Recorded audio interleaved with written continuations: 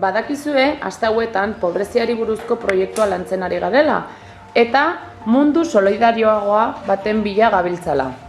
Horregatik, aste hauetan, bideoak ikusi beharko ditugu. Segi errekreora.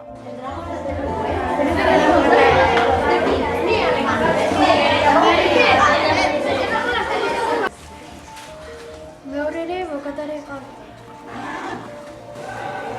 Konturatzen zarete, Andreak, azken boladan ez duela maiketakorik ekartzen.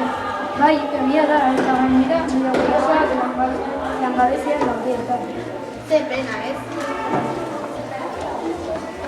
Pena ematen duen jendeak jatekorik ez izatea. Bai, gu suerte handia dugu. Kaixo!